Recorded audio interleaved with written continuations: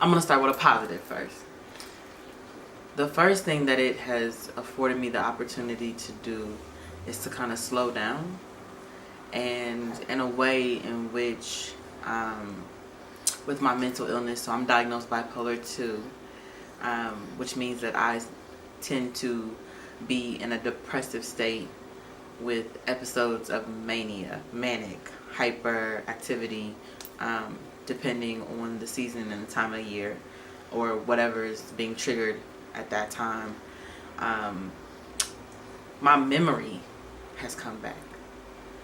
And so I am starting to remember and recall things from my childhood, even in my infancy,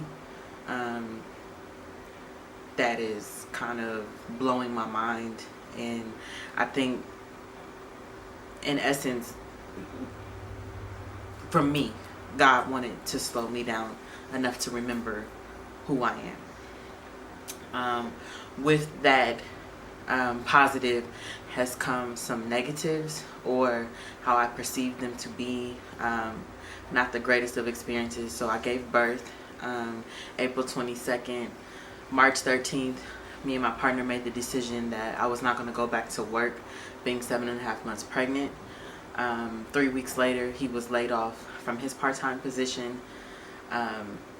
So I got introduced to the unemployment reality, which was a blessing and has been a blessing. But unfortunately, we were only living off of one income at that time. So we had to be a little creative. And then other stuff started happening.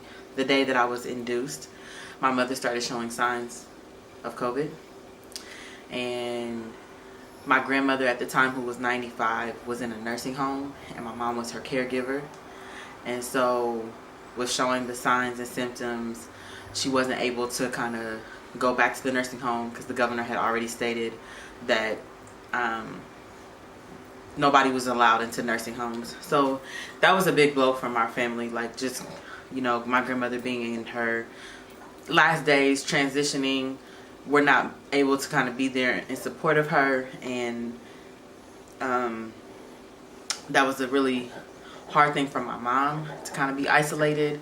And then we having to be creative with our 14-year-old and our 7-year-old who were at the house by themselves.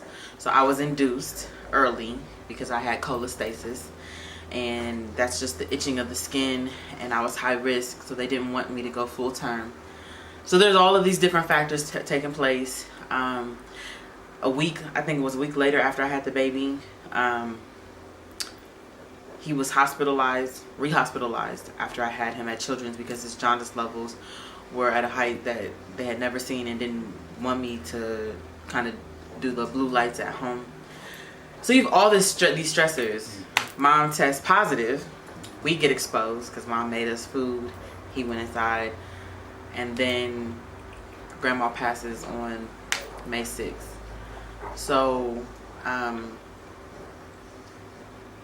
think for me, like, I was just kind of numb through it all. Like, you're postpartum, your hormones are all over the place. You just had a baby. Gratefully, like, he was on some type of sleeping schedule. Like, that wasn't the most challenging part. But I think the emotional aspect of it was that I didn't have an opportunity to kind of grieve the losses. And what I mean by losses is my dad was stuck in Ghana. So he was not here to kind of support us how he wanted to.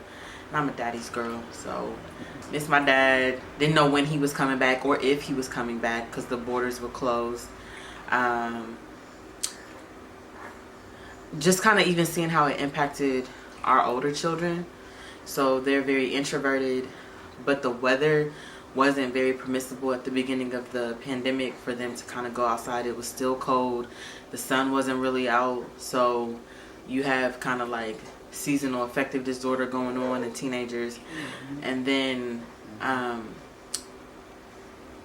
lastly, my 14-year-old, with my postpartum and a lot of my triggers became a trigger to her.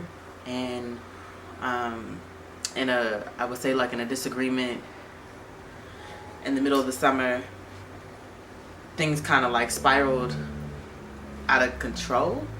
and she ended up trying to commit suicide in Cleveland and self-aborted and called the police while her dad and her brother were asleep.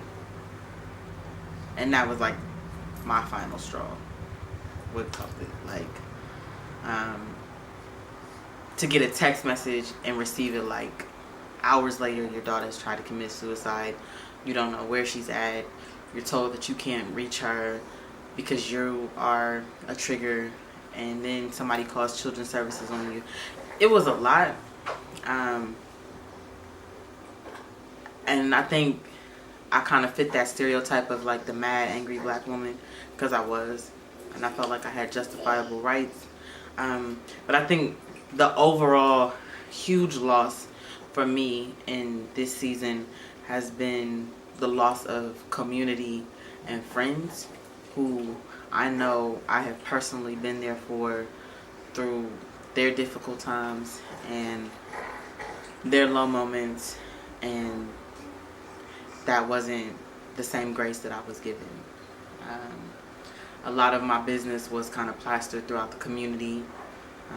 People who said they were concerned never called my phone, never reached out, but it was always coming back to me that, hey, such and such is worried about you.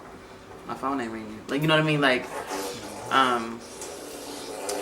and I had a hard time dealing with letting that go. And just realizing as I get older and more mature that I can't have the same expectations of other people to do what I do for them. Like, everybody is a different individual. Everybody responds to a pandemic differently. Everybody responds to trauma differently. And I think the hardest realization is that maybe my crises and my life circumstances were a trigger for them.